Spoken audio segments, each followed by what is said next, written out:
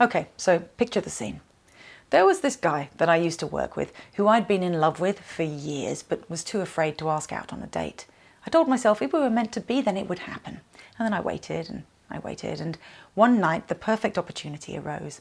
He suggested he should come to my place so we could work on a joint project, together, alone, in my flat. Surely, I thought, this was it. But do you know what I did that night? From the moment he arrived, I proceeded to make crass, inappropriate jokes, even though I could see that they weren't landing. It was like I was watching from the sidelines, horrified, but with no way to intervene, as my traitorous mouth spewed profanity after profanity. I've got nothing against swearing, but I don't use the C word, and he knew it. So as it tumbled from my lips a fourth and fifth time, ugh, I can still see his face looking at me as if I'd gone completely mad. Now, I know I'm not alone in stories like this. We all self-sabotage. But why is that little part of our minds so hell-bent on effing things up? By the way, my name's Hazel Gale. I'm a former therapist turned author of a book about self-sabotage relevantly, and now creator of Betwixt. And this short video explores the how and why of self-destruction, along with what you can do to stop it. Let's start with a simple definition. I talk a lot about self-sabotage, and I usually describe it like this. An act of self-sabotage can be anything that we think, feel, or do, and then really wish we hadn't. If you take pretty much any example of this and look under the hood, you'll find some kind of fear, doubt, or negative self-belief. Now, there is nothing wrong with those things. They're a part of being human. The experience of shame, for example, proof that you're not a psychopath, which is almost certainly a good thing. But sometimes, maybe often, our negative self-beliefs can grow too powerful, too influential.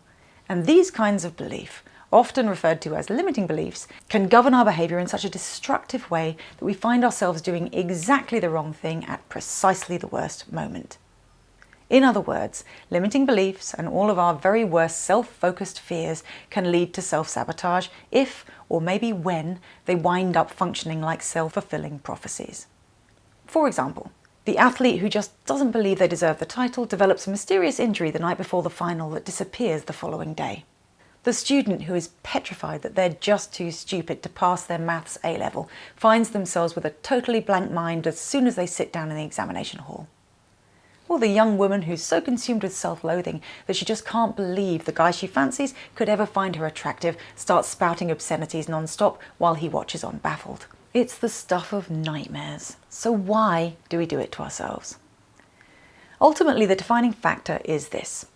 To the unconscious mind, an emotion, thought, and behaviour generating system whose primary concern is to keep us alive, familiarity will always feel safer than novelty. And that is true even when what we're familiar with is utterly miserable.